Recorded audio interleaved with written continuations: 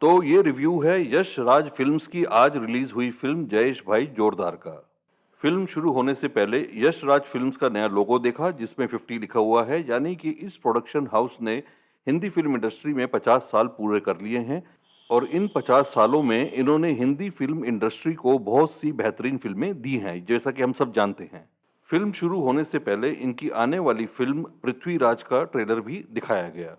इस पोस्टर में जिस एक्ट्रेस को आप बैकग्राउंड में देख रहे हैं उसका नाम है मनुषी चिलर, जो पृथ्वीराज में संयोगिता का रोल प्ले करेंगी।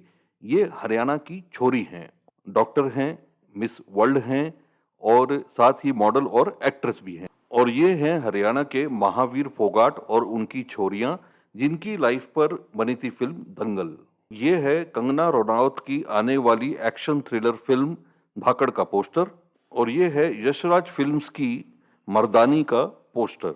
जी हाँ, ये जयेश भाई जोरदार का ही रिव्यू है। मैं आपको ये सब चीज़ें इसलिए बता रहा हूँ क्योंकि मेरे हिसाब से इस फिल्म का जो कॉन्सेप्ट है वो आउटडेटेड है। फीमेल फिटिसाइड की जो प्रॉब्लम है वो हमारी देश से पूरी तरह से इरेडिकेट नहीं हुई है। आज भी हमें इसके बारे में कई बार कुछ सुनने को मिल जाता है, लेकिन इस कुप्रथा को काफ़ी अच्छी तरह से खोल दिया गया है, डिसेक्ट कर दिया गया है। सोसाइटी इसके बारे में अच्छी तरह जानती है, इसके लिए स्टेप्स लिए जा रहे हैं। हरियाणा जैसे स्टेट की भी सेक्स रेशियो पहले से बेटर हो गई है, तो इट्स ऑलरेडी इन ओपन। ये पहले डिस्कस किया जा चुका है, आज से नहीं, काफ़ी समय से ये हो रहा है। बेटी पढ़ाओ बेटी बचाओ जैसे अभियान ये सब चल रहे हैं। सावधान इंडिया पर भी ये समस्या डिस्कस हो चुकी थी। तो मेरा ये कहना है कि ये जो कॉन्सेप्ट है ये इस समय थोड़ा आउटडेटेड लग रहा है, क्योंकि ऑलरेडी चेंजेस आ रहे हैं। नहीं, हर जगह नहीं आए हैं, लेकिन they are already there, we are already aware of it, it's already been discussed. यहाँ मैं यशराज फिल्म्स के उस 50 इयर्स वाले 50 के बारे में बोलना चाहूँगा कि ऐसा लग रहा है कि जैसे ये प्रोडक्शन हाउस एक क्रिएटिविटी के हिसाब से मिडिल एज में पहुंच गया है। जी हाँ, ये पॉसिबल है कि आपको अब तक ऐसा लग रहा होगा कि इस रिव्यू में मैं काफ़ी लेयर्स डाल रहा हूँ, लेकिन मेरा विश्वास कीजिए आप, फिल्म का भी कुछ ऐसा ही हाल हुआ है और इसमें इतनी लेयर्स हैं जिसमें ये गुंजल बन गया है। मैं आपके लिए थोड़ा सिंप्लीफाई करने की कोशिश करता हूँ। तो मैंने जब आज थिएटर में फ़िल्म देखी, वो फ़िल्म जो मैंने ट्रेलर में नहीं देखी, जो बची-कुची बची थी, वो मैंने आज थिएटर में देखी। हमें ट्रेलर में काफ़ी कुछ रिवील कर दिया गया था। उसके अलावा भी फ़िल्म में और लेयर्स हैं, गुंजल है अभी।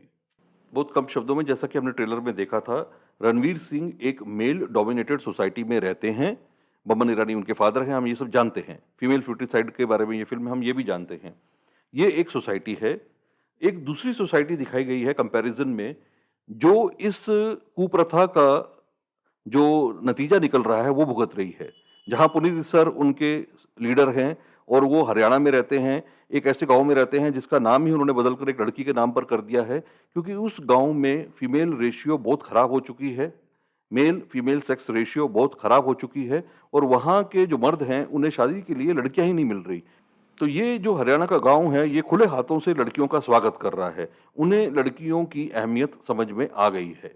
यहाँ रणवीर सिंह का परिवार उनके होने वाली बच्ची के पीछे पड़ा हुआ है, तो वो डिसाइड करते हैं कि वो अपनी बीवी और बच्चियों को लेकर इस गांव की तरफ जाएंगे जहां लड़कियों का स्वागत है। ये हमने फिर ट्रेलर में देखा था कि वो एक जगह भाला जैसा निकाल लेते हैं जब इनके पिता इनको पकड़ लेते हैं। खैर, तो ये उस गांव की तरफ भाग रहे हैं, कॉम्प्लिकेशंस होती हैं और तब इनकी बीवी इन्हें बताती है कि ये जो रात को जिन औरतों से मिलती थी, इनकी एक सीक्रेट सोसाइटी है। यानी कि इन औरतों ने अपनी परिस्थिति के साथ समझौता कर लिया है, एक तरह का स्टॉकहोम सिंड्रोम, जहां ये अपने अब्यूजर्स के साथ अब मिलकर कोएग्जिस्ट करती हैं, रेसिस्ट नहीं करती हैं, उनकी वेज ऑफ लाइफ को इन्होंने अपना लिया है। और इसका सबसे बड़ा एग्जाम्पल है जयेश भाई की माँ रत्ना पाठक शाह, जिन्होंने ये रोल प्ले किया है। वो एक समय में नाट्यमंच में रुचि रखती थी, लेकिन अब वो खुद बमन ईरानी के साथ मिलके फीमेल फुटिसाइड की बात कर रही हैं। यानी कि वो सबसे बड़ा उस स्टॉकहोम सिंड्रोम का एग्जाम्पल है। इतना ही नहीं, इसके आगे एक लेयर और भी है। अब जयेश भाई जो अपनी बीवी बच्ची के साथ भाग रहा था, उसे वो पता लग गया था, वो जगह पता लग गई थी जहां वो भागकर सेफ रह सकते हैं।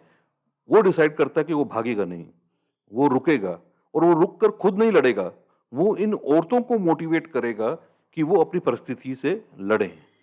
यानी कि वो अपनी खुद की माँ को भी इस स्टॉकहोम सिंड्रोम से मुक्ति दिलाएगा। और ये रेवोल्यूशन जयेश भाई अपने आप नहीं लेके आएगा, ये औरतें खुद इस रेवोल्यूशन को लीड करेंगी। कुछ हद तक ये केतन मेहता की 1987 में आई फ़िल्म मिर्च मसाला को ट्रिब्यूट भी है और उस तरह का एक सीन भी है फ़िल्म के एंड में, और उस फ़िल्म में भी रत्ना पाठक शाह थीं।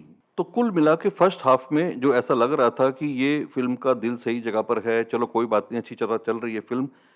फ़िल्म के एंड तक इसमें गुंझल पड़ गए, इसमें काफ़ी कॉम्प्लिकेशंस आ गई, बहुत कुछ होने लग गया। वहाँ ये फ़िल्म टूट गई।